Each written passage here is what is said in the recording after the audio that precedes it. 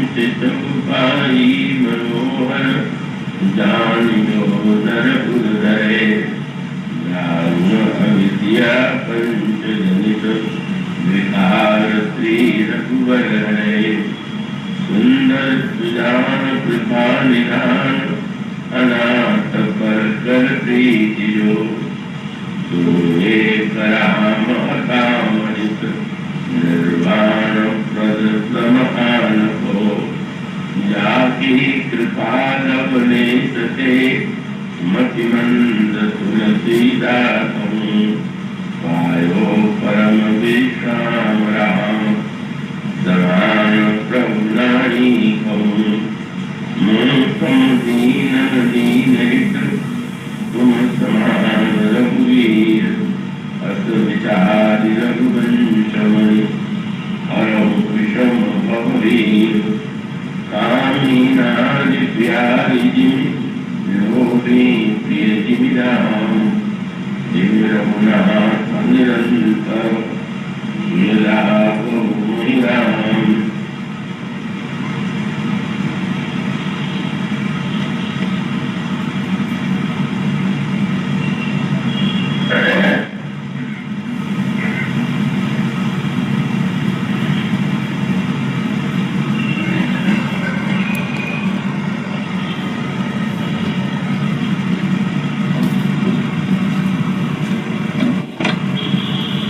पंचशती का यह वर्ष जो हम सबको बड़े सौभाग्य से प्राप्त हुआ है, मुझे प्रसन्नता है कि रामलीला सोसाइटी के द्वारा ये गोस्वामी जी का ये जो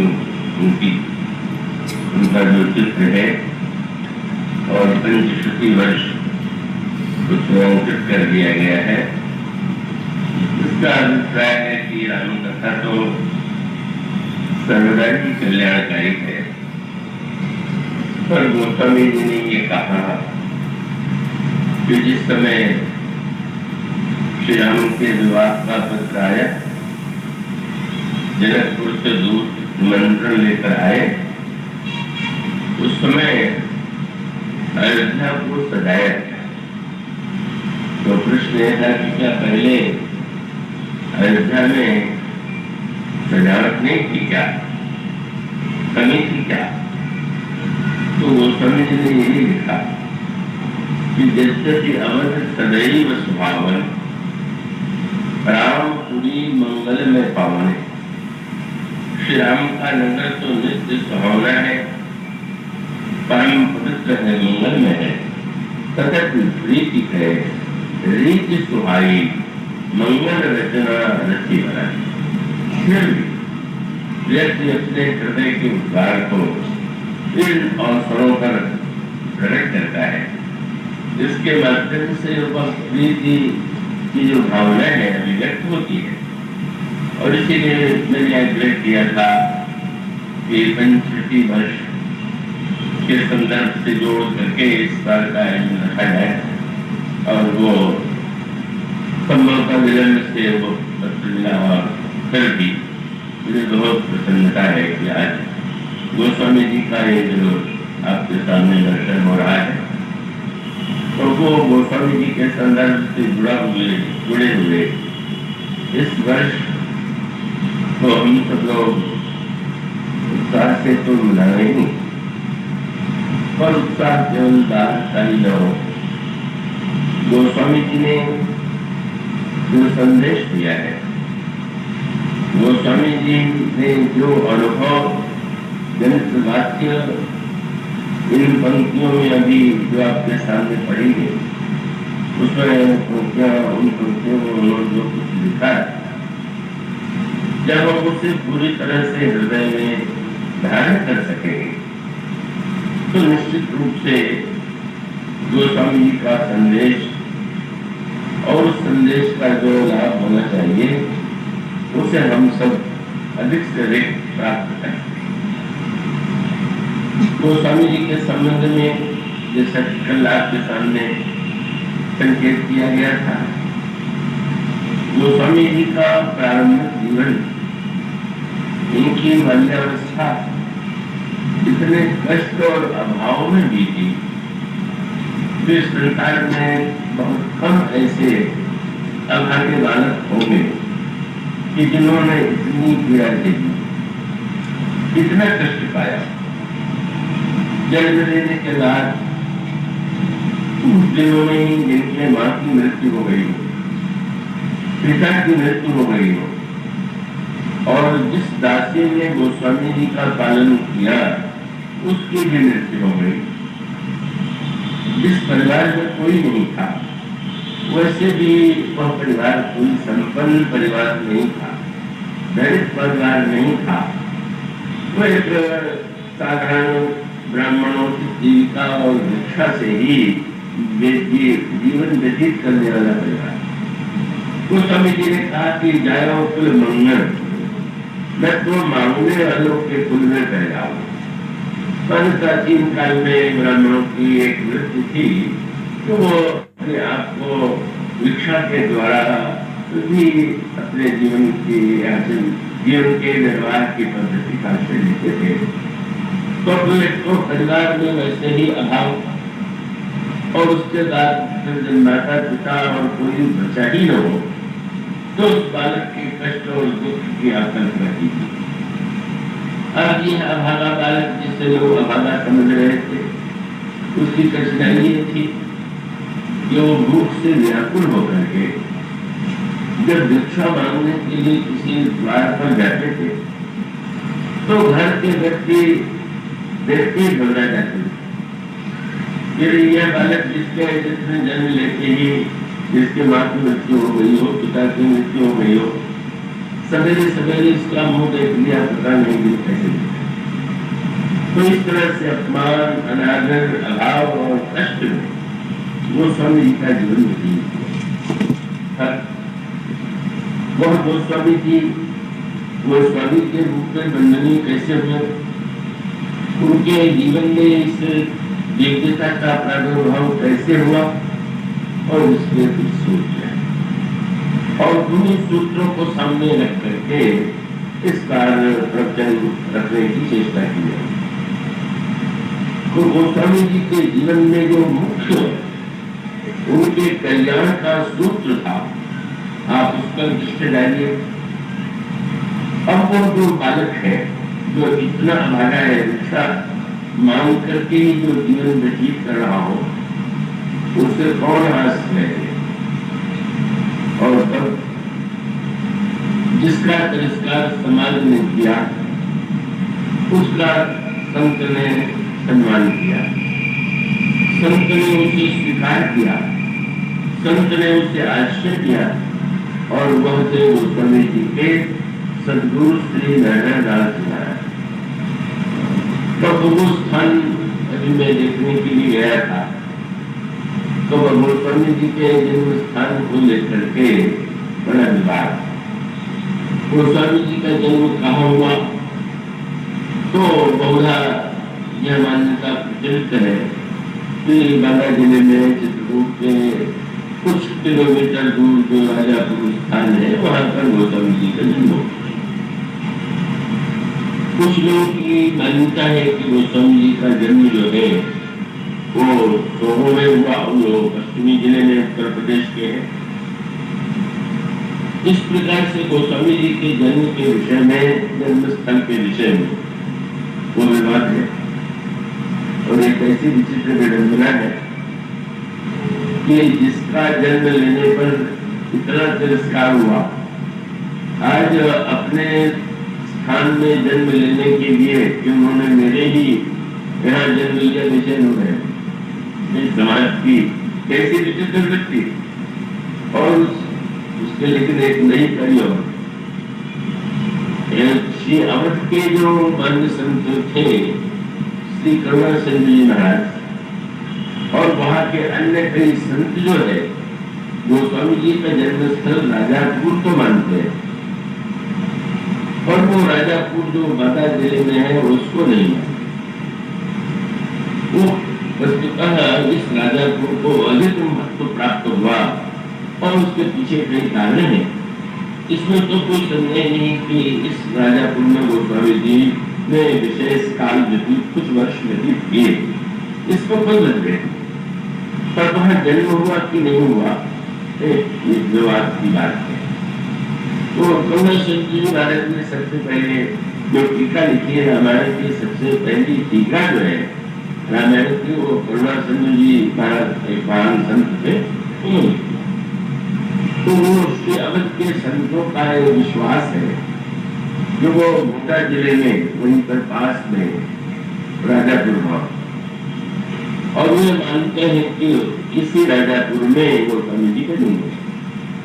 और उसके कुछ दूरी पर ही एक स्थान है कि जिसे वे संत नरहर दास जी का निवास स्थान मानते हैं, तो गोस्वामी जी के वो। और उनका आग्रह यह है कि गोस्वामी जी ने राजापुर का तो कोई नाम लिया नहीं, पर ये अवश्य कहा कि उन्होंने राम कथा को अपने गुरुदेव के मुंह से सुना, और गुरुदेव के मुंह से सुनने के स्थान का नाम उन्होंने लिया। मैं अपने निज गुरु सन सुनी कथा सुकर के, सुकर क्षेत्र में मैंने गुरुदेव के मुंह से श्री राम की कथा, रामायण की कथा सुनी। तो वो जो स्थान राजापुर है, जो अयोध्या के निकट है, का उसके पास ही एक ऐसा तीर्थ है जिसका नाम सुकर है। उसमें प्रतिवर्ष मेला लगता है, बहुत संख्या में यात्री इकट्ठे होते हैं। तो उनका संतों का ये विश्वास है कि इस राजापुर में गोस्वामी जी का जन्म हुआ, और वो पास में जो राजापुर के पास जो स्थान है, वहां पर उनके गुरुदेव संत नारायण दास निवास करते थे। और इस अभागे माने जाने वाले बालक को उन्होंने ही अपने आश्रम में आश्रय दिया। तो वो इस प्रश्न का कोई विशेष अर्थ नहीं है। मैं तो थोड़ा विरोध में जो कहूँ, शायद आप लोगों को बड़ा विचित्र ये लगेगा कि आज तक कभी मैं चित्रकूट के बाद राजापुर वानी चित्रकूट को रुका करके प्रतिवर्ष बुला लेते हैं। और वो जब यहाँ पर चित्रकूट शर्मा जिनके प्रयास से राजापुर में तुलसीदास का स्मारक बना था, मंत्री थे, तो उन्होंने बार-बार आग्रह किया, पर जाने की कोई प्रेरणा नहीं मिली। और मैंने यही कहा कि मेरे लिए तो गोस्वामी जी जिन तुलसीदास जी की हम पूजा करते हैं, उनका जन्म तो चित्रकूट में हुआ, नया जन्म, जहाँ उन्होंने श्री राम को पाया, श्री राम का दर्शन किया। अब वो उसको छोड़ के मैं और कहा जाऊँ। पर इस बार जब मैं केवल में वहाँ भी एक स्थान बन गया है, उससे वहां के तो संतों ने आग्रह किया कि इस राजापुर को देख लीजिए, नरदास जी की कुटिया को देख लीजिए। तो मैं गया, तो नरदास जी की कुटिया के रूप में तो इतना अभाव जीर्ण स्थान है, और वहाँ रामायण की प्राचीन प्रति है, पढ़ने कुछ फटे हुए से, बड़े पुराने से। और उन्होंने कहा कि कुछ लोग बाबा से आके किसी समय देखने के बहाने से पकड़ लेकर के यहाँ से चले गए। पर उनका ये आग्रह था कि यही है। तो राजापुर भी गया है, जो अयोध्या के निकट वाला राजापुर है, वैसे जो गई था उस राजापुर में 50 वर्ष में भी नहीं जाने को मिला। इस राजापुर में जाने की बात बन गई किसी तरह से। तो फिर वो संतों ने इसे लिए प्रमाण पत्र ही मान लिया कि भाई इतने वर्ष वहां नहीं गए, और यहाँ जाने की प्रेरणा मिली तो श्री राजापुर तुलसीदास जी का जन्म स्थान है। पर मैंने हंसी में एक बात कही, वो था कि जो कार्यक्रम बना था उसमें जाने और लौटने का समय निश्चित था, और ये कार्यक्रम जाएंगे भोजन के समय तक लौटा, पर विलम्ब हो गया। छुट्टियां देखने गए और राजापुर में, और वो वहाँ के जो ग्रामवासी थे उन्होंने भोजन जलपान आदि का कोई व्यवस्था उन्होंने नहीं की थी। तो मैंने विरोध में कहा कि भाई ये तुलसीदास जी के जन्म का राजापुर है, मुझे भी लगता है कि ठीक है, क्योंकि उन्हें भी भोजन नहीं मिलता था और हम लोगों को भी नहीं मिला। तो लगता है कि सचमुच आदमी राजापुर जो है अपनी परंपरा को बनाए हुए वस्तुतः ये गोस्वामी जी अच्छा सही ऐसा लगता है कि भाई गोस्वामी जी के द्वारा रामायण में जिस भाषा का प्रयोग किया गया है, जो बातें कही गई है वो अवधि का जो बहुत निवासी हो अवध प्रदेश का, उसके द्वारा अधिक संभव प्रतीत होता है। तो उस बात को छोड़ दे और उसका मूल सूत्र ये है कि उस अनाथ और अभागे माने जाने वाले बालक को उसको कौन अपना सकता, और वो तो संत और सदगुरु हो सकता है। वो सभी ने जो चित्र प्रस्तुत किए हैं वो बड़े सांकेतिक।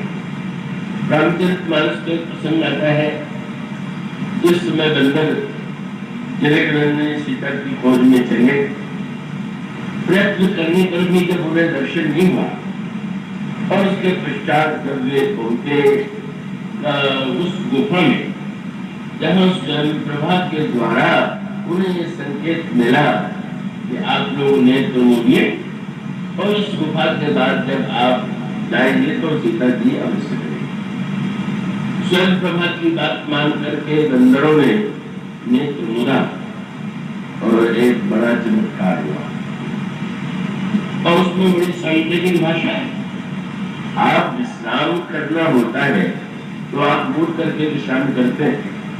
उन लोगों की बात में नहीं करता जो कथा में भी विश्राम लेने लगते हैं नींद के द्वारा, पर परंपरा यही है कि आप सोने लगते हैं तो आप मुड़ लेते हैं और चलना होता है तो आप खोल के चलते हैं। लेकिन यह उनकी बात होगी सीता जी की खोज में आए हुए बंदरों से जब यह कहा गया, पूछा गया, स्वयं प्रभा ने पूछा कि आप लोगों ने सीता जी की खोज में कैसे किया?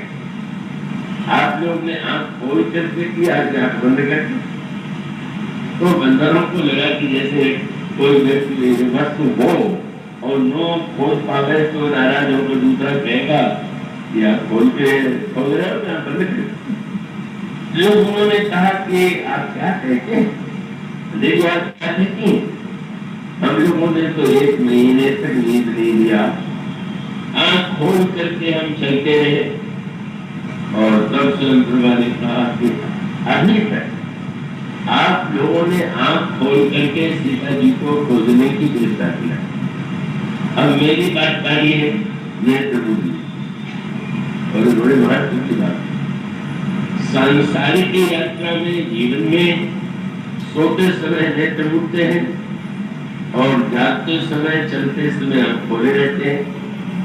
लेकिन भक्ति देवी की खोज में जो व्यक्ति जा रहा है, शांति की खोज में जो व्यक्ति जा रहा है, उसे तो जीवन में परिभाषा को बदलना ही पड़ेगा। यहाँ रामायण में श्री लक्ष्मण जी ने भी बात की, गीता और अन्य ग्रंथों में भी संकेत किया गया। और वह संकेत क्या? सर्वभूतानाम तस्याम जागृत सज्जन। जिस राज्य में संसार के लोग सो रहे हैं उसमें योगी जिंदगी जगा, और जिसे लोग कहते हैं कि यह जागृति है, उसके दृष्टि में वो सहन। मानो मूल तत्व यह है कि भाई जीवन का लक्ष्य, मैं आशा करता हूं कि आप अभिनय तो खोल करके ही सुनेंगे कि जीवन का लक्ष्य क्या है और उसे पाने का उपाय क्या है। तो आप स्वयं और हम जीवन में ही अनुभव कर लें कि जब हम शांति पाना चाहते हैं तो एकांत देते हैं। पहले तो हम अपने को समेटते हैं, दिन भर काम किया, व्यापार किया, चले, और उसके बाद लौट करके जिससे वह अपना घर कहता है उस घर जाए। और घर में भी अगर कई कमरे हैं तो एक कमरे में गए, और एक कमरे में यदि पति पत्नी है तो थोड़ी देर तक बड़े प्रेम से बातचीत करने के बाद भी अंत में वो 2 से 1 हो जाएंगे। मतलब अब सोते समय अगर कोई व्यक्ति रात्रि भर पत्नी से बात करने लगे तो 2 दिन तो चल सकता है, लेकिन क्या हो कभी ऐसा संभव? और तब क्या होता है? जब सो जाते हैं तो सपना आने लगता है, सपना लेने का अर्थ आप समझ सकते होंगे, जानते हो कि ये जो इंद्रियां है, शरीर है और मन जो है, इनमें एक बड़ा विचित्र विरोधाभास है। और ये है कि इंद्रियां तो कार्य करते करते थक जाती है, मन थकता नहीं। आंखें रूप देखेंगी तो आंखें आपकी गुजरने लगेंगी, कान से आप बहुत देर सुनेंगे तो वही इंद्रिय भी, सारी इंद्रियां थक जाती है। और इन इंद्रियों के द्वारा रस लेने वाला जो मन है, वो कहता है अभी पूरा मजा नहीं आया, पूरा आनंद नहीं आया। आंख कहती है, जीवा कहती है, जीवा कहेगी कि मुझे स्वादिष्ट तो है पर अभी तो खा नहीं सकी। पर मन कहता है तुम्हारी भूख मिट गई होगी, तुम्हारा पेट भर गया होगा, मेरा पेट नहीं भरा। तो अब परिणाम होता है कि जब इंद्रियां थकती है तो शरीर सोता और मन जगता। इसी में कभी कभी झगड़ा होता है तो नींद नहीं आती। शरीर कहता है सो और मन कहता है कि हम भी नहीं सोएंगे। तो कई लोगों को जो अनिद्रा का रोग होता है, उसका अर्थ है कि वो पलंग पलंग में रह करके मन और शरीर का मल्लयुद्ध शुरू हो जाता है। और मान लीजिए थोड़ी देर बाद शरीर सो जाए तो सो जाने के बाद सपना आने लगता है। सपना माने जहां मन ने एक संसार बना दिया।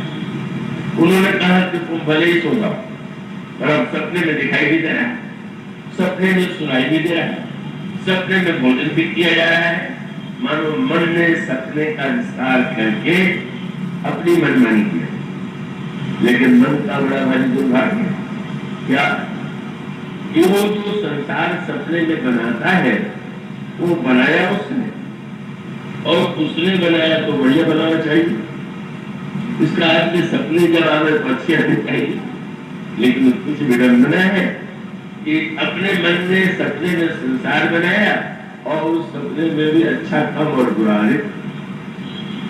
ये आप कभी गहराई से मन के जो चेष्टाएं चाहे वो दिल में और चाहे रात को उस पर विचार करेंगे तो आपको बड़ा चित्र से लगेगा। दिल में मन हमारा, मन आपका, तो कल्पना भी मान लीजिए, अगर उसको कहते हैं ना, ये तो जुआ स्वप्न देख रहे हैं। जुआ स्वप्न माने व्यक्ति बैठा तो कहीं पर और कल्पना में वो कुछ और देख रहे हैं, लेकिन वहां पर भी इसमें कल्पना में भी बुरी कल्पनाएं उसके मन में भी कुछ नहीं और अच्छी कल्पनाएं कम नहीं। सपना आ रहा है तो बुरे सपने अधिक आ रहे हैं और जो अच्छे सपने हैं वो कभी कभी आते हैं। और तब एक और स्थिति आती है, कुछ को कहते हैं सुषुप्ति। जागृत के बाद स्वप्न जब सोने चले तो सोने के दो भाग, एक वो है कि जिसमें सपना दिखाई दे और दूसरा वह है कि जब आपने आंख मूंदा सपना दिखाई देना भी बंद हो गया, स्वप्न की बनाई गई सृष्टि मिल गई, तब वह स्थिति आती है कैसी शांति से गहरी नींद में व्यक्ति सोता। और सोता कब है? जब तक जगेगा तब तक तो भाई बड़ा कठिन, क्योंकि अब कोई घटनाएं आपके आंख के सामने घट रही है, हमारे अनुकूल होगा तो हम देखना चाहेंगे, हमारे प्रतिकूल होगा तो हम नहीं देखना चाहेंगे, और ये उपाय है ही। तो ऐसी स्थिति में अंत में जो व्यक्ति पूरी तरह से सही अर्थों में आंख मूंदता है, तो आंख मूंद लेने के पश्चात जब वह गहरी नींद के बाद सो के उठता है तो बड़ा अपने आप को कहता है कि आज तो बड़े ही बहुत सुख की नींद है, आज बड़ा आनंद है। ऐसी विचित्र बात है, दिल में आनंद और सुख के लिए बेचारा क्या क्या नहीं बन रहा है। कोई पंडित जी बन रहा है, कोई सेठ जी बन रहा है, कोई पद के लिए पद पाने का प्रयास कर रहा है, कोई और उन्नति पाने की चेष्टा कर रहा है, फिर भी चैन नहीं। और जब गहरी नींद आ गई तो आपको क्या याद आता है कि आप किस जाति के हैं? याद आएगा तो आपको सुसुप्ति का आनंद ही नहीं आएगा। क्या आपको याद आता है कि आपके परिवार में कौन? न आपको देश की याद, न आपको जाति की याद, न आपको कुल की याद, न परिवार की याद। और कब जब सब कुछ दिखाई देता है तो हम दुखी रहते हैं, और जब कुछ नहीं रहता है तो हम दुखी हो जाते हैं। इसलिए हम डरते हैं कि खो जाए, और रात के गहरी नींद में अमृत खोते हैं और खोने के बाद सुखी रहते हैं। तो ऐसी स्थिति में मानो संकेत यह है कि वह आनंद जिसको व्यक्ति ने एक बार गहराई से आप और हम अपने ही जीवन पर विचार करेंगे, ये जो जीवन है उसको सावधानी से व्यक्ति कर देखें तो उससे पता चलता है कि जब हम कुछ प्रयत्न करते हैं का तो कठिनाई, और अगर हो जाए तो फिर बचाए रखने की कठिनाई। पद मिल तो गया तो कहीं चला तो नहीं जाए, घर आ तो गया तो पर धन कहीं व्यापार में घाटा तो नहीं हो जाए। और उसका अर्थ यह है कि वह स्थिति जिसमें व्यक्ति जो है सब कुछ भूल जाता है, वह भूल जाने की स्थिति ही उसका अनुभव आपको घड़ी मिलता हो। अब यह जो स्थिति है वह अज्ञान जन्य सुख। मैं ऐसा कहता हूं कि आप सजगता से सुन रहे होंगे, पर इसमें आपका ज्ञान खो गया और गहरी नींद में आपको सुख मिले। समाधि किसे कहते? माने जो सुख सो करके अज्ञान की स्थिति में आपने पाया, वही सुख आप अगर जागृत स्थिति में कहीं पा सकते तो वही समाधि। तो उसके लिए समाधि के लिए योग दर्शन में क्रम बताया गया, कैसे ध्यान, ध्यान के बाद ध्यान, धारणा, प्रत्याहार और समाधि। अब की जो स्थिति है इसी को गोस्वामी जी ने मेरे प्रस्तुता में बहुत ही मधुर और दिव्य पद में प्रस्तुत किया। तब उससे पूछा गया कि महाराज भक्त इतने लोग भक्ति करते हैं पर वो जीवन में वैसे शांत और सुखी तो नहीं दिखाई देते। तो गोस्वामी जी ने कभी भक्त नाम पर जाने से कोई भक्त थोड़ी हो जाए। भक्ति जो है वो अत्यंत कठिन है, और तब भक्ति की कठिनाई का वर्णन करते हुए उन्होंने जो पद कहा वो पढ़ नहीं होते, पढ़ने की रुचि तो नहीं होती है। लोगों की कथा और अध्ययन भी मनोरंजन के लिए करते हैं, जहाँ गंभीर होता है उसको छोड़ देते हैं कि वो उसको अपने बच के बाद की बात है। उस पद में गोस्वामी जी ने जो अंतिम दशा बताई वो स्थिति कौन सी? गोस्वामी जी का पद है रघुपति भगति करत कठिनाई अकहत सुगम, कहने तो सरल और करनी अपार, जाने सोई यही बन आई। ये भक्ति कहने में अत्यंत सरल है, पर वस्तुतः उसको जीवन में उतार पाना बड़ा सुनने वाला डर गया कि महाराज भक्ति अगर इतनी कठिन है तो हम तो इस चक्कर में पड़े। तो उन्होंने कहा कि नहीं, मेरे कहने का यार मत है। जब मैं कहता हूँ कि भक्ति करना कठिन है तो ये मत मान लो कि भक्ति हम नहीं कर पाते। तब उन्होंने सुंदर विचार किया कि कठिन और सरल भी जो है तो कोई बहुत बड़े और छोटे को लेकर के उन्होंने मछली और हाथी का दृष्टांत, नदी में जल रहा, मछली अत्यंत छोटी और हाथी इतना विशाल, पर उस धारा में मछली इस पार से उस पार चली जाएगी और गहे जात गज भारी। हाथी कहीं नदी के प्रवाह में पड़ जाए तो बच सकता है। मानो गोस्वामी जी कठिनाई बताने के साथ साथ ये भी कहते हैं कि छोटे होने से मत घबरा जाओ, कि जो बड़ा होगा वही भक्ति में सफल होगा, छोटा नहीं। उन्होंने कहते सफरी सर्वों को जल प्रवाह अल कहे जात गज भारी। दूसरा उन्होंने दृष्टांत दिया, कितने आप विद्वान हो, पंडित हो, कुछ पद पर हो, पर शर्करा और नमक मिल गया, दोनों कारण पर अगर पिस जाए तो एक जैसा, किसी के ना समझी से दोनों मिल गए। अब दोनों मिल जाने के बाद किसी के सामने रख दिया जाए और उसने कहा जाए अच्छा भाई ये दोनों मिल गया है, इसमें शक्कर खा लीजिए, नमक छोड़ दीजिए, तो बेचारा से थोड़ा हाथ रख करके ये कैसे हो? वो सभी ने दृष्टांत दिया, बड़ा पदाधिकारी धनवान बुद्धिमान अलग नहीं कर पाया। ये अलग किसने कर दिया? बोले अति रसक सूक्ष्म विधि का, वो जो छोटी सी नन्ही सी चेटी है वो ऐसा रस को जानने वाली है कि बिना प्रयास नहीं पाओ। उसके सामने दोनों मिला हुआ हो तो चीनी खा लेगी वो छोड़ दी। गोस्वामी जी का अभिप्राय है कि भक्ति अत्यंत कठिन है, पर कठिनता इसमें नहीं है कि कोई बड़ा है कि छोटा है। तब उन्होंने कहा कि अगर हम अपने को छोटा अनुभव करते हैं तो चिंता होने की आवश्यकता है।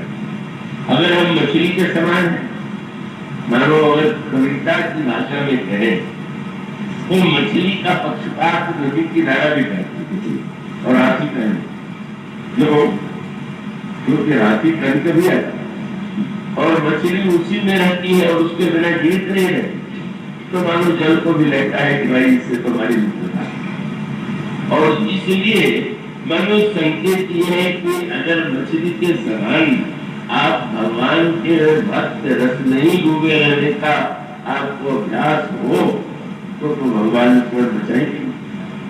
और चींटी के दृष्टांत का तात्पर्य है कि चींटी की विशेषता यह है कि वो रसज्ञ। अगर ऐसी रसज्ञता आपके मन में है तो आपके लिए बहुत कठिन है। तो उन्होंने पूछा गया कि महाराज है क्या भक्ति में कठिनाई क्या? तो गोस्वामी जी कहते भक्ति की वह स्थिति, उस स्थिति के लिए शब्द उन्होंने जो कहा कृपया आप दिखाते रहेंगे तो आपको सरलता से रस होना है। गोस्वामी जी ने कहा कि जब तक दो होंगे तब तक तो पूर्ण शांति और पूर्ण आनंद आ ही नहीं। दो होंगे तो खटपट होगी, जो भी होगा वो द्वैत मिटेगा। इसको वेदांत की भाषा में कहते हैं जब तक द्वैत है। और ये अविद्या का संजोगा भेजा है। अविद्या माया बड़ा को देती है और अविद्या माया क्या है? बोले मैं और मोर तोड़ माया। मानो द्वैत है, द्वैत होते हुए तो व्यक्ति चाह करके अभी शांत नहीं। गहरी नींद में इसलिए आप सुखी हो पाते हैं कि उसमें द्वैत नहीं हो। और जीवन में हम और आप इसमें दुखी होते हैं कि द्वैत के बिना सुख नहीं और जिससे सुख मिलेगा उससे दुख भी मिलेगा। इसलिए उपनिषद कहते हैं प्रिय की बड़ी चिंता करते हो लेकिन प्रियम स्वाम रोत्ससी, प्रिय तुम्हें रुलाए बिना नहीं छोड़े। जो अच्छा है वो कभी न कभी तो अलग ही होगा और तब वो रुलाता है। इसलिए मन वो संकेत बड़ा सुंदर दोहा था, एक बार सुनाया। कभी किसी से बिछो हो गया तो बड़ा कष्ट होता है, अपने तो के नाते मेरे पन के नाते बड़ा कष्ट होता है। पर ऐसा है कि अगर थोड़ा विचार करके देखें तो जो उसकी मृत्यु हुई है कोई जन्म भी उसका साथे नहीं हुआ, ना संग आए और ना गए। जन्म भी जो व्यक्ति है उनका साथ नहीं और मृत्यु भी साथ में। तब क्या हुआ? बोले मग में भयो मिला। जैसे रास्ते में चलते हुए किसी से भेंट हो गई और हम आशा करें कि वो सदा साथ ही रहेगा तो उन्होंने कहा तो संभव नहीं। अगर घर में शुरू से पैदा हुए होते साथ में तो हमेशा साथ की कल्पना होती। और ना से लाए और ना गए और मगर में भयो मिला। मार्ग में दो व्यक्ति मिल गए, नाता जुड़ गए। और ऐसे व्यक्ति की विडंबना है पूरे मोह पास जग बंधे रहो बिछुड़े करत विलाप। यही मोह की महिमा है कि अलग होने पर उस वस्तु के लिए दुख ले रहा है न पहले और न तो बाद। मनुष्य का मूल तात्पर्य यह है कि जीवन में जहाँ सुख है वहाँ दुख है, जहाँ प्रिय है वहाँ अप्रिय है, जो अच्छा है वो कष्टकारक भी है। और तब जब तक वह द्वैत की स्थिति नहीं मिट जाती, जब तक वो श्रीमद् भागवत के दृष्टांत के द्वारा अवधूत जी ने जो अपने गुरु बनाए उसमें उन्होंने एक कन्या को अपना गुरु बनाया। क्या हुआ? कन्या को देखने के लिए कहीं से दूसरे परिवार से लोग आए, पर उस समय कन्या के माता पिता थे नहीं। कन्या को लगा कि अब मैं क्या करूं, तो उसने सोचा कि और होते तो कुछ करते प्रबंध, लेकिन घर में चावल है तो चावल भी नहीं था, धान था। धान को ही मैं चावल के रूप में परिणत करूं और परिणत करने के बाद उसी के द्वारा स्वागत करूं।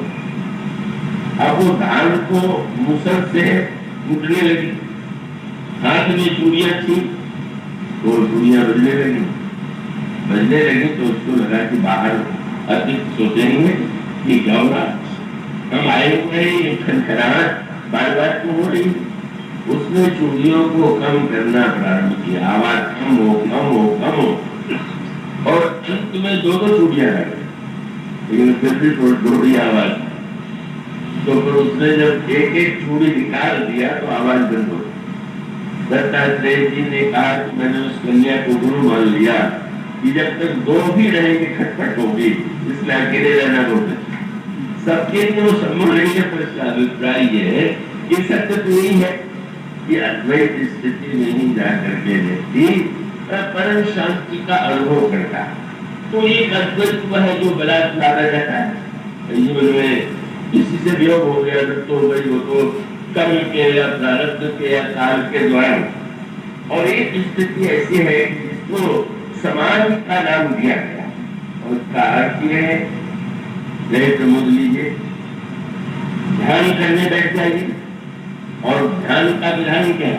दो तरह से, या तो मन किधर जा रहा है, बस आप देखिए किधर जा रहा है।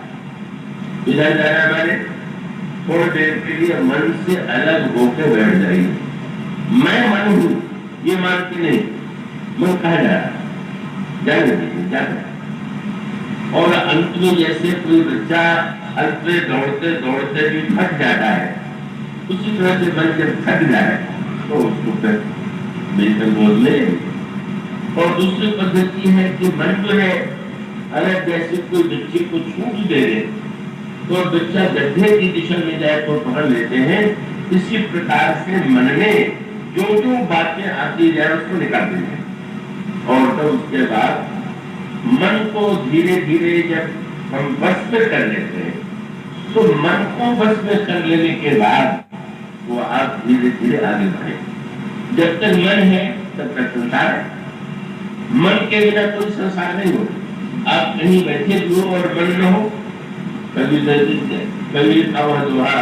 आपने बार बार सुना होगा कि जी से कोई व्यक्ति मिला और मार्ग में पूछ दिया, महाराज प्रणाम, शिष्टाचार कर पूछ दिया, कुशल से तो है।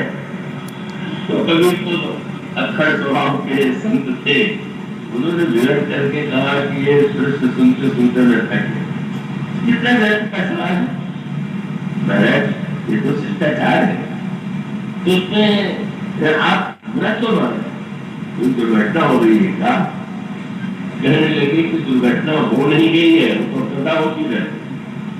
जो उनका दो व्यक्ति मिलेंगे, पूछेंगे कहीं कुशल से है, सामने वाला कहेगा हाँ कुशल से है, चाहे भगवान की कृपा से चाहे आपकी कृपा से, पर उसका लाभ वे तुरंत कहते हैं अरे भाई कुशल कुशल ही के करत जग में बचा न कोई, अरे माया मुई न मन हुआ तो कुशल कहाँ पे हो? माया और मन जब तक जीवित है तब तक कुशल कहाँ? माया माने द्वैत, मैं और मोड़ तोड़ पे माया, और मन माने जो मेरे और तेरे पन से अपने आप को जुड़े हुए। उसका मूल तात्पर्य है कि जब तक हम चाहे कुछ समय के लिए, ध्यान का अर्थ क्या है? ध्यान का तात्पर्य कि रात में जो बरात गहरी नींद आती है उसके स्थान पर दिन में भी हम कुछ समय के लिए अकेले रहना सीखे। ध्यान का अर्थ है अकेले कमरे में आप चले गए, द्वार बंद कर दिया, अब धीरे धीरे और अकेले होते जाए। जो जो भीतर बंद में घुसने की चेष्टा करें उनको निकालते जाइए। और निकालने के बाद जब कुछ नहीं रहेगा तब वो रहेगा जिसे मिटाया नहीं जा सकता, जो शाश्वत है, जो रहता ही है, और जिसे हम आत्मा कहें, परमात्मा कहें, उसका साक्षात्कार होता है। समाज की स्थिति में कहते हैं आत्म साक्षात्कार होता है। कौन है वह जो सर्वदा विद्यमान है, समस्त स्थितियों में विद्यमान है?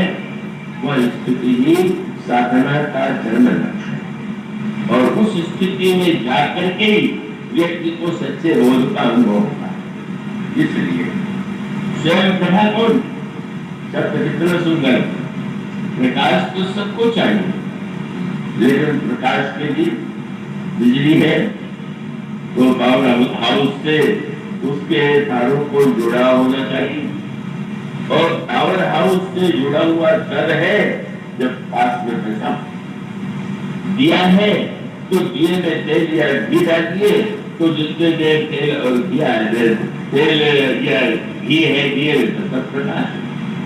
स्वयं प्रभा का अर्थ क्या है, बाहर प्रकाश पाने के लिए किसी न किसी वस्तु की आवश्यकता है, और उस प्रकाश की खोज कीजिए जिसके लिए दही पसी चाहिए या बाकी किसी बहिरंग वस्तु की आवश्यकता प्रकाश के लिए न रह जाए, तब ही स्वयं प्रभा।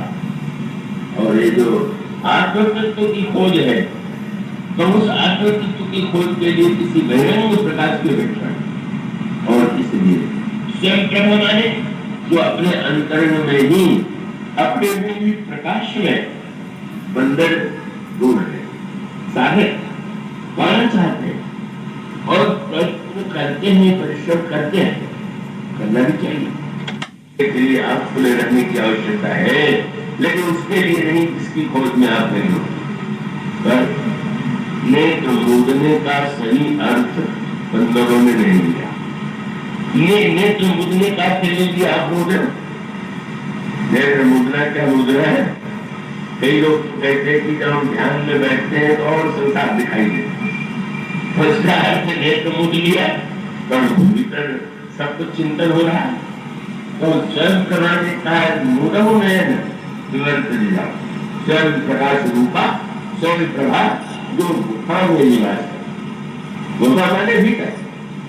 कैसा अभिप्राय कि बंदर जल की खोज में प्यासे है, प्यासे तो संसार के सारे जीव, जल की भी प्यास है, और भीतर व्यक्ति कितना प्यासा है, कितना भूखा है। पर भगवान जी के द्वारा पता चलता है कि वो जल बाहर नहीं, गुफा में, हृदय की गुफा है, अंतर हृदय की गुफा। ये शरीर मानो यदि पर्वत है तो हृदय गुफा है, और उस गुफा में प्रविष्ट हो जाइए, और उस गुफा में प्रविष्ट होने से डरिएगा।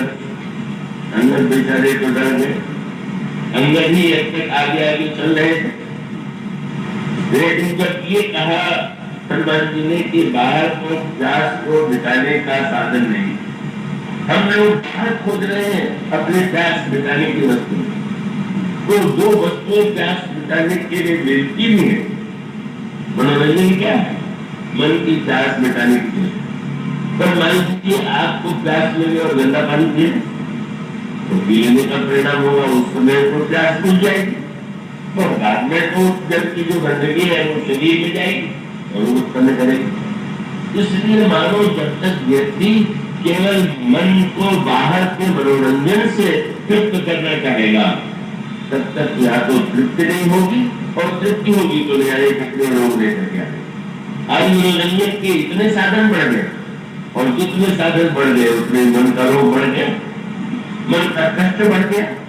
और तब हनुमान जी जैसे संत खोज करके बताते हैं बाहर नहीं भीतर जाओ, पर भीतर जाने का साहस सब में नहीं, सब भीतर नहीं जा सकते, बाहर ही रहने के अभ्यस्त घबराहट होती है लोगों को, आप लगने लगता है, सोते समय लोग आ जाते हैं, पता नहीं सो के उठेंगे तो जो लोग हैं मिलेंगे कि नहीं, और पता नहीं हम भी उठ पाएंगे कि नहीं। मानो जो अंतर हृदय की गुफा है, अंदर बड़े योद्धा है, लेकिन उन्होंने कहा बिना मैं आगे नहीं चलूं। जो उन्होंने कहा कि मेरे पिताजी गुफा में घुसे और सर्वनाश हो गया, इतना बड़ा संघर्ष हो गया, अंत में उसकी मृत्यु और इस गुफा में घुसा। उसका बाली जो है गुफा में घुस तो गया, तो घुसना नहीं जानता, जाने में घुसे। इसलिए वो कहते हैं ना, देखा देखी कीजिए योग और चीजें पाया बाहर लोग। इसका अभिप्राय ये है कि ये जो अंतर हृदय में प्रविष्ट होने की शैली है समाज की, योग की, अगर वो अनजाने व्यक्ति के द्वारा बाली और हनुमान जी ले जाता, बाली जो है अभिमानी और अभिमान से प्रेरित होकर के वो बड़ी गंभीर कथा है। वो वहां पर भी वही खेल है और आप पूरे चैतन्य होकर के फिर ध्यान रखिए कि मैं दानव का बेटा था मायावी। ये मैं दानव वो ये जिसने लंका का निर्माण किया था उसका था बेटा मायावी। और मायावी ने ये सुना कि रावण को तो बाली ने हरा दिया, तो उसको लगा कि रावण को बाली ने हरा दिया, अब अगर बाली को न हरा दी तो रावण से बड़ा मान लिया, तो बड़े दुखी की बात। उसका अभिप्राय कि मन का बेटा जो मायावी है वो सोचता है कि हम रावण को हराने वाले को भी हरा सकते हैं, और सत्य होता ही होता ही। और वो होता ये है कि माया माया मन के जो संकल्प विकल्प है उसके पीछे किया जाता है भागते हुए। कब वो मनुष्य के मन की ऐसी विचित्र स्थिति है। और यह उल्टा हुआ, बाली है भगवान, इंद्र के अंश से उसका जन्म हुआ, परम पुण्यमय। और मायावी ने सोचा कि बाली को हराने के लिए कौन सा समय ठीक रहेगा। उसे पता है दिन में बंदरों की शक्ति रहती है और रात्रि के समय उनकी शक्ति जो है क्षीण हो जाती है। तो मैं चुनौती दूंगा तो रात को दूंगा। बाली अपने भवन में है और मायावी आकर के पुकारता, लेकिन अंतर था क्या, तो स्वयं सुग्रीव ने यह संस्मरण प्रभु श्री राम को दिलाया। क्या बोले, मैं सुख माया की सुनी नाम, आवाज को प्रभु हमारे गाँव, अर्धरात गुरुद्वार पुकारा, बाली विपुल सही ने पारा। नहीं सर, मुझे चुनौती दे रहे हो, दिन नहीं रात नहीं, मैं हर समय लड़ सकता। साधक को चुनौतियों से सदा बचना चाहिए। जो साधक बुराइयों को चुनौती देने की बात सोचेगा तो बुरी तरह हारेगा। आक्रमण करते तो झेल लीजिए, लेकिन ये कल्पना न कीजिए कि हम अच्छा बुराई को चुनौती करके देखें बुराई क्या कर लेती, क्या कर लेगा हमारा गुरु, क्या कर लेगा बाप, क्या कर लेगा, ऐसा नहीं कर होता। हमारे परम संत जी महाराज क्या करते, ये जो कुत्ते होते हैं जो पालित कुत्ते नहीं, गाँव के जो कुत्ते होते हैं, जब कभी एक गांव से दूसरे गांव की ओर जाते हैं तो दूसरे गांव वाले कुत्ते भौंकने लगते हैं, तो भौंकना करके जब वो लड़ने चले तो घायल हो जाए। तो चतुर कुत्ता होता है और कुछ दबा के भाग जाता है, तो जानता है कि चुनौती देना खाते का ठीक नहीं। तो बुराई को चुनौती देना ये कोई बात नहीं, हम तो बुराई को किसी भी स्थिति में होगा तो हम नहीं हार मारेंगे। यही और क्योंकि साधक अभिमानी नहीं होता। साधक के जीवन में ये बात नहीं होती है कि कोई कहेगा कि तो कहे ये समय नहीं, लेकिन बाली की समस्या ये बाली सहज होता है। और तब भावा जब बाली निकल करके चला तो बना अपनी लौट आना चाहिए। बाली क्या आया मैं जब निकला तो भाग गया, और उसको संतोष देखे कहा तक भाग के जाता। वह भूल बाली को बड़ी महंगी पड़ी। बुराई की चुनौती को स्वीकार किया, स्वीकार करने के बाद अगर वो भागा तो भी चुपचाप लौट आना चाहिए। कैसे देखो, और जब वह माया भागता है वो बाली पीछे, और बाली को भागते देख करके सुग्रीव को सोच लगा कि भाई मेरे बड़े भाई अब अगर साथ नहीं जाएंगे तो निंदा होगी कि रपोक्त नहीं है, वो भी साथ में लगे। यही सब दुर्बलताओं के लक्षण है। किसी को देखते हुए उसके पीछे तो भाग खड़े होंगे, ये जा रहे हैं तुम भी जाए। मानो बाली की भूल, सुग्रीव की भूल, सुग्रीव उनके समझ भी नहीं थे, बलवान भी नहीं थे। क्यों लोग के नाते कि लोग क्या कहेंगे कि मैं छोटा भाई होते नहीं गया तो मैंने दावा बाल देख सो भागा, और मैं तुम गए हूँ बन सकता। मायावी बड़ा भूत है। मायावी उस गुफा में, जैसे कि अंतर हृदय की गुफाएं में दो प्रकार, एक तो अंतर हृदय की वह गुफा जहाँ पर स्वयं प्रभा का निवास, और दूसरे अंतर हृदय में ही काम क्रोध लोभ मन मोह मान मत्सर ये भी तो विद्यमान। ये जो मायावी है वो उस गुफा में बैठ गया। अब भी लौट आना चाहिए कि भाग करके छिप भी गए, नहीं मैं पीछा करूंगा, लड़ूंगा, मारूंगा। और जब वो गुफा में बैठ गया, इसका अर्थ है कि अभिमान का परित्याग करके जो व्यक्ति साधन पथ में आरूढ़ होता है वह बुराइयों के समक्ष परास्त नहीं होता, और वो अभिमान ले करके लड़ेगा वो तत्काल भले ही विजय प्राप्त कर ले, पर वो विजय स्थायी सिद्ध नहीं हो।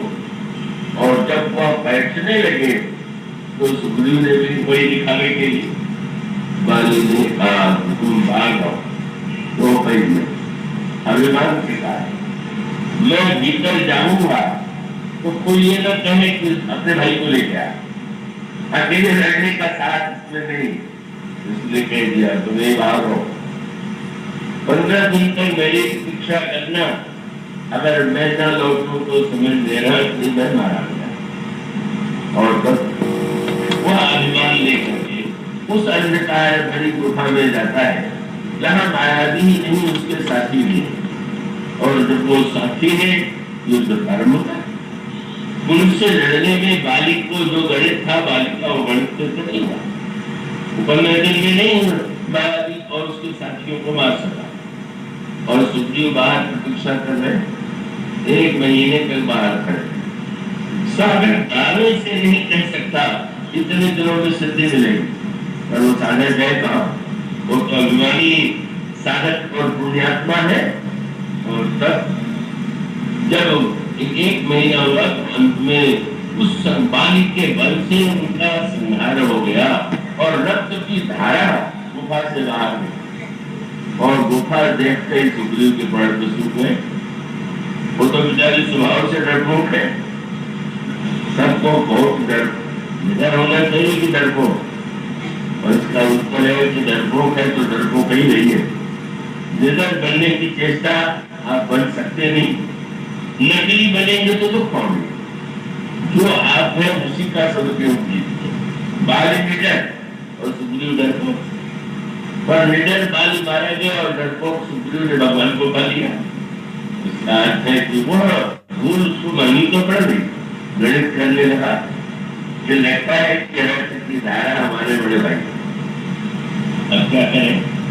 ये तो साहस था नहीं कि भाई का बदला लेने के लिए भीतर, यही सोचा कि अब वो इस निश्चित है कि मेरे बड़े भाई बाली मारेंगे, और मारे गए तो मैं तो क्या कर पाऊंगा, चलो भाग। और तब मांस दिवस खरारी निकसी उचित धार बारी, और सोच रहे जो बाली हटे मुनि मारी सी आई, मुनि मारी आई सिला दे, क्या करूं भागू, लेकिन वो निकलेंगे मार के मेरे बड़े भाई को।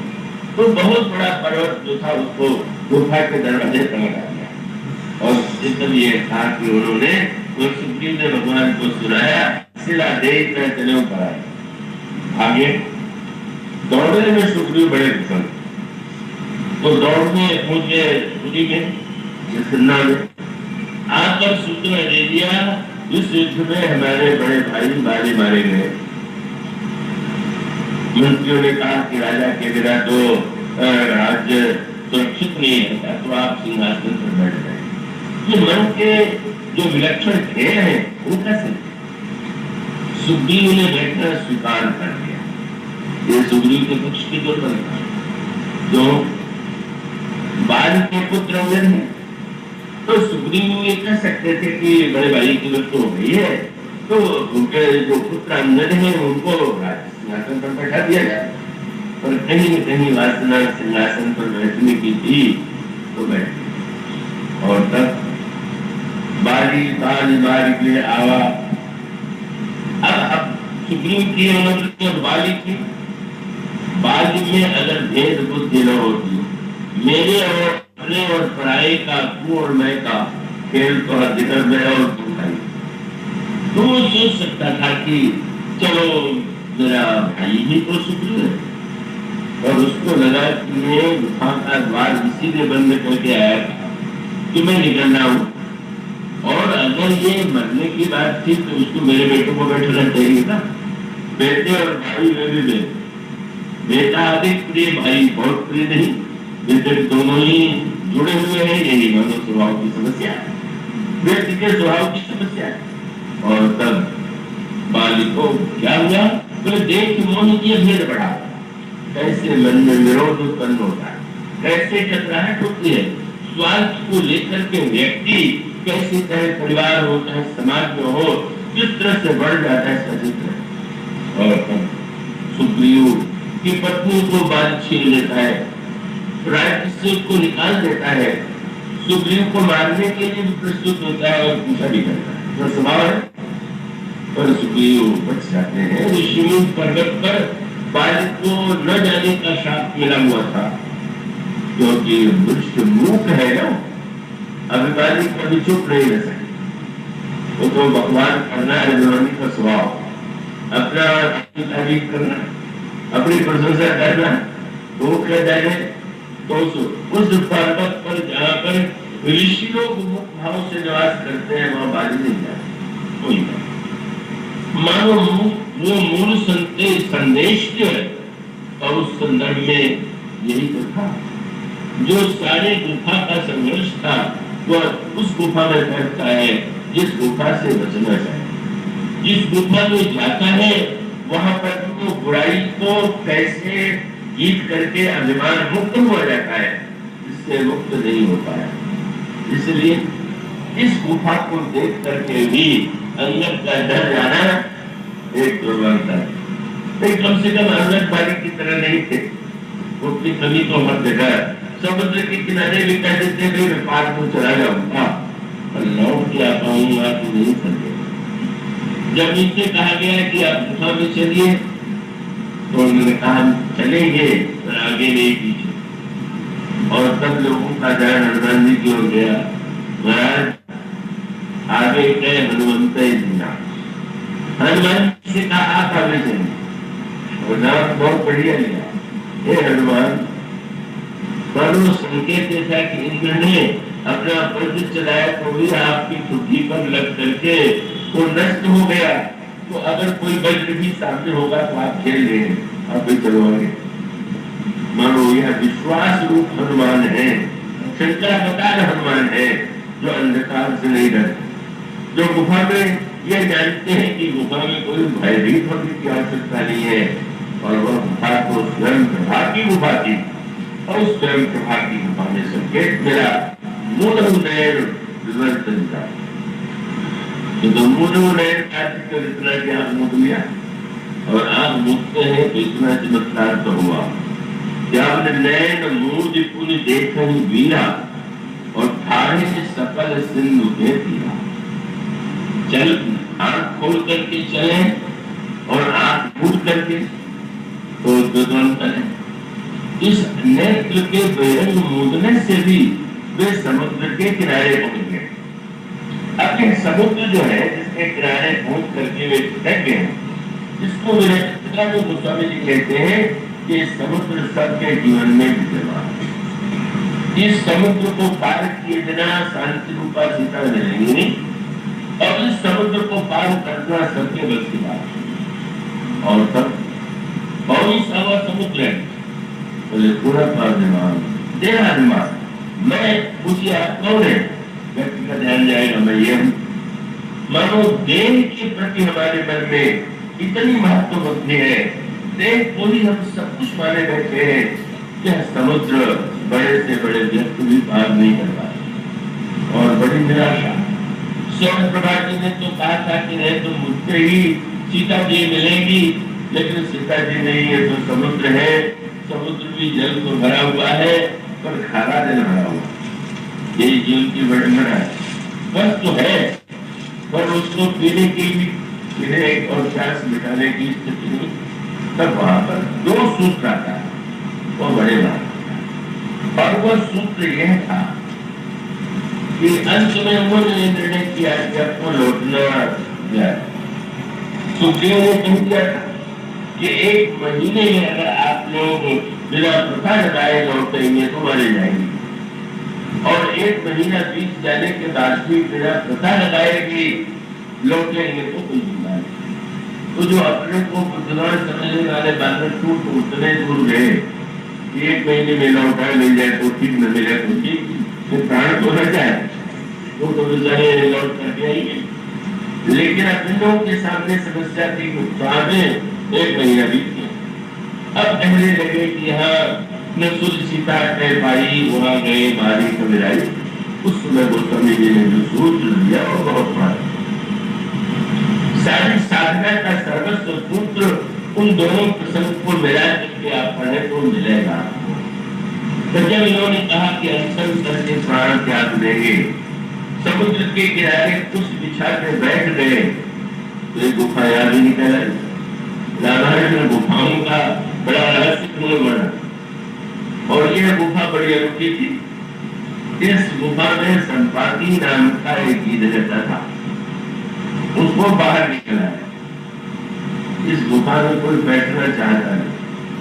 स्वयं प्रभा की गुफा तो जीवन की गुफा थी, और गीध की गुफा जो है वो मृत्यु की गुफा। तो मृत्यु की गुफा में तो कोई जाना नहीं चाहता, पर वो तो स्वयं बाहर निकल आया। बाहर निकल करके संपाति ने देखा तो देखते ही कहा, बाहर हुई देखी बहु की सा, तो वो ही आहार कीन जगत सा।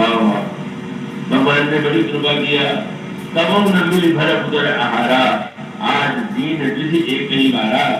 इतने दिन से भूखा था, आज तो भगवान ने ब्रह्मा ने एक ही दिन में भूख मिटाने का साधन दिया, और कंचन बंदरों में फिर ये जो मृत्यु का स्वर था हम तुम्हें खा लेंगे।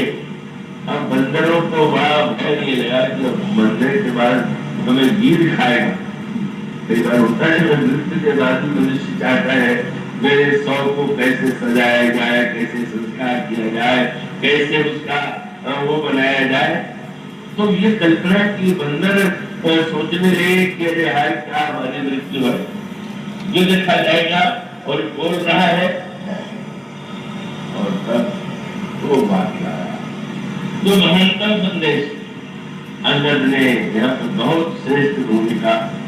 यह हनुमान जी नहीं, हनुमान जी तो सचमुच आंख मूंदे हुए, और आती ही तो वो तो आंख कान सारी इंद्रिय आंख मूंदने का आंख मूंदा नहीं, वो तो अंतर हृदय में भगवान के ध्यान में डूबे हुए।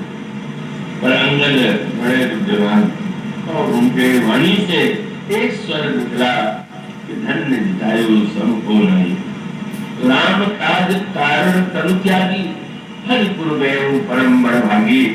धन्य जितायो है, उनके समान कौन होगा जिसने भगवान राम का कार्य करने के लिए, सीता जी की रक्षा के लिए प्राण दे दिया। और यह स्वर जब संपाति के कान में गया, संपाति ने कहा मैं आ रहा हूँ, और घबरा है, और घबराइए नहीं, जिस जटायु की आप चर्चा कर रहे हो मेरा भाई। और तब संपाति ने आकर ये तो कथा सुनाई, सर्वत्र आपको एक ही सूत्र बार बार दोहराया हुआ मिलेगा। और वो सूत्र क्या है? समुद्र है तो देहाभिमान है, पानी है तो घोर देहाभिमानी है।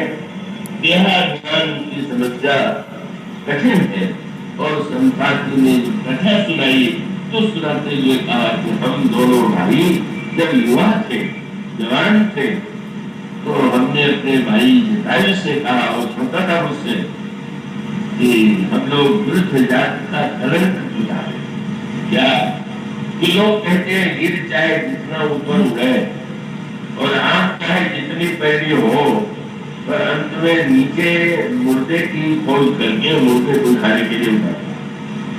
तो ये तो बड़े कहीं की बात है कि ऊपर उड़े और नीचे दृष्टि रही, और मुर्दे को खा करके पेट भर लिया, इसलिए हमें ऊपर गए। सूर्य की ओर चलेंगे, प्रकाश की ओर चलेंगे, तमसो है ज्योतिर्गमय, फिर वही जो क्या प्रकाश की के लिए सूर्य के पास जाना आवश्यक है क्या? प्रकाश चाहिए तो यहाँ से मिलता है, लेकिन अभिमान ये कहता है कि और लोग तो दूर से प्रकाश पा लेते हैं, हम सूर्य तक चल करके प्रकाश पर विजय प्राप्त करेंगे, सूर्य तक पहुंच करके सूर्य पर विजय प्राप्त करेंगे। यह अभिमान लेकर के दोनों चले, पर छोटा भाई और बड़े भाई कांतन सामने आ गया। जटायु जी ने देखा कि धीरे धीरे ऊष्मा बढ़ रही, और ऊष्मा बढ़ रही है तो समझिए कि पहुंचे तो लाभ नहीं, सूर्य का नीचे प्रकाश मिल रहा था और ऊपर दाहकता मिलेगी, तो प्रकाश से प्रकाश लेना बुद्धिमानी है, और दाहकता से बच जाना है गुण है। ये कौन सा विवेक एक अपने को वस्त कर दे? उन्होंने कहा भाई संपाति, मैं तो लौटना चाहता, मैं नहीं लौटूंगा, लौटना। सुन के लगा संपाति बहादुर, संपाति वीर और जटायु का है, लेकिन अब संपाति इतना बदल गया है कि संपाति ने बंधुओं से कहा कि आप जो ये न समझिएगा और आप लोग समझ भी कैसे सकते। अगर मेरा भाई कायर होता तो रावण को लड़ने के लिए कैसे चुनौती दी? रावण से लड़के जिसने जीवित रहते हुए सीता जी का हरण नहीं होने दिया, वो बहुत बड़ा दिया, पर वो लौटा इसलिए नहीं क्यों कायर, मैं इसलिए नहीं गया कि मैं वीर, तब सही आवा, और मैं अभिमानी, मैं तो अभिमानी था कि लौटेंगे तो लोग क्या कहेंगे। अभिमानियों को सबसे बड़ी चिंता होती लोग क्या कहेंगे, सही क्या है उसको चिंता नहीं, लोग क्या कहेंगे कि अरे गए थे बड़े वीर बन करके, अब क्या हुआ। और तब जो सोचता है वो सोचते ये देश का वो संपाति तो जटायु को लौट गया, और कितना बड़ा दुर्भाग्य है, छोटे ने सूर्य तक की यात्रा नहीं किया, पर अनंत कोटि ब्रह्मांड जिनके रोम रोम में निवास करते हैं, उस प्रभु को मुझसे पहले पा लिया, प्रभु ने उसको पहले गोद में ले लिया। पर अभिमान के कारण मेरे भी पंख नष्ट हुए, तो ऊपर से नीचे गिरा, और तब वह सूत्र मिला। तब वो सूत्र ये था कि सूर्य के ताप से जला, ज्ञान जो है वो प्रकाश भी देता है, जलाता भी, प्रकाश को देता है जो अभिमानी है, और जलाता उसको है जो अभिमानी। मैं ज्ञानी ये सिद्ध करने के लिए जो अच्छा कार्य करने की चेष्टा कर रहा है वो नीचे गिरा, पर शब्द बहुत सुंदर सुना गया, सूर्य के ताप से जब नीचे गिरा तो उसको किसने उठा लिया? या तो भगवान उठा ले और या संत उठा ले। जटायु जी को भगवान ने उठा लिया, जटायु जी को गोद में भगवान ने ले लिया, और दिन रात के पंख को कटा देख करके तो रोने लगे, तुम्हारे पंख उस क्रूर रावण ने काट दिए, तो महाराज वो तो क्रूर था ही, उसने भले ही पंख काट दिए, पर कट जाने से 1 लाख तो हुआ ही क्या? तो जब तक पंख था मैं आपके पास आया करता था, पंख कट गया तो आप आ गए, इसलिए पंख कटना भी अंत में कल्याणकारी ही रहा। उन्होंने कहा मेरा पंख कटना गिरना उनका कटा गिरा, उन्होंने जानबूझ करके लड़ते हुए वीरता पूर्वक पंख कट जाने में कोई उन्होंने भय नहीं आने दिया जीवन में, और ये सूर्य के साथ में गिरे, और तब कौन मिला? संत। संपाति को जटायु को भगवान ने उठाया, और इनको मुनि का नाम चंद्रमा होगी, लागी दया देख मेरे मुनि। ये रामायण की एक दोहाई है कि जब बहुत दिन में गर्मी हो तो रात को चंद्रमा निकल आता है तो शीतल का भगवान राम ने लक्ष्मण से कहा, लक्ष्मण सरगा निसी सत्य अपर है, दिन में जो सूर्य से गर्मी आई उसको रात में चंद्रमा ने निकल करके उसे शीतलता दे दिया। ऐसे सरगा सत्य अपर है, संत गया से पाठ संत के दर्शन से पाप नष्ट हो जाता है। और वो संत भी कौन थे? नामजी चंद्रपुरी। ताप पूरी के ताप से चंद्रमा और पूरी एक नाम चंद्रमा हुई लागी दया देख कर मोही, उन्होंने गौर में संत ने क्या उपदेश दिया? वही तो सब कुछ है। अगर वो छूट जाए तो विपरीत परिस्थिति में भी मनुष्य शांत हो जाए। वो न छूटे तो दुख कभी छूट सकता है क्या? रखते ही वही बहुविधि ज्ञान सुनावा और देह जनित अभिमान सुनावा। सबसे बड़ा चमत्कार क्या है? अगर मनुष्य का देहाभिमान नष्ट हो जाए, यह अनुभव कर ले कि देह तो नष्ट होने वाला ही है, देह तो जलने वाला है, देह तो समाप्त होने वाला है, लेकिन वह आत्म तत्व जो साक्षात ईश्वर जिस हृदय में अंतर हृदय में निवास करते हैं, बस ये संत ने कह दिया तुम निश्चिंत हो जाओ और यहाँ रह करके तुम प्रतीक्षा करो और एक दिन जब अंदर आएंगे तो तुम्हें उन सीता जी का दर्शन करा दोगे। और वह सतपाती धन्य हो गया जब उसने समुद्र के पार समुद्र के अंतराल में लंका और लंका में सीता जी का दर्शन करा। मानो पूछिए संसार के व्यक्ति तो गिराने की कला में निपुण है, हर समय ऊपर वाले को नीचे कैसे गिराए इसी चिंता में लगे रहते हैं।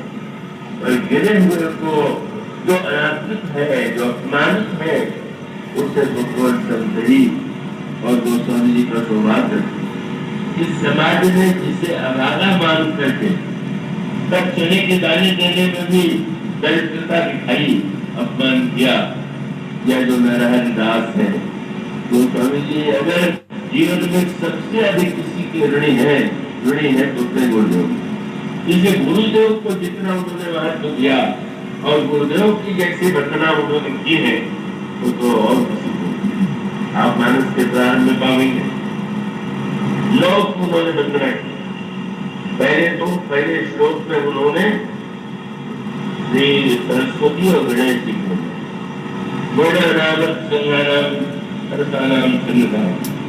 दो पहले और उसके बाद भवानी शंकर बंदे, पार्वती जी शंकर जी, ये चार हो गए। आगे चल करके हनुमान जी और वाल्मीकि जी बंदे विशुद्ध विज्ञानो ईश्वर का ईश्वर, और उसके सबसे अंत में सीता जी और श्री राम की वंदना करते हैं और सीता जी की वंदना करते हैं। इस तरह से 8 है और उसके बीच में 9 कैसे हो? रामायण में तो यही कहा जाता है 9 ही 9 होना चाहिए।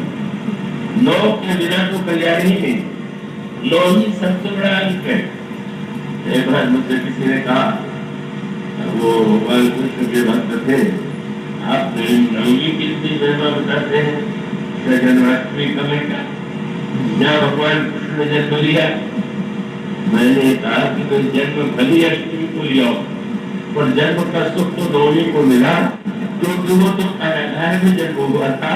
वो तो नवमी को ये सोचा कि गोद में जो नंदोत्सव मनाया गया वो अष्टमी को थोड़ी मनाया जाता, वो तो नवमी ही है। वो जो नवमी है वो स्वामी जी ने भी वंदना में 9 के प्रिय अंक का प्रयोग करते हुए 9 की वाणी और गणेश, तो पार्वती और शंकर, वाल्मीकि और हनुमान जी, सीता जी और श्री राम।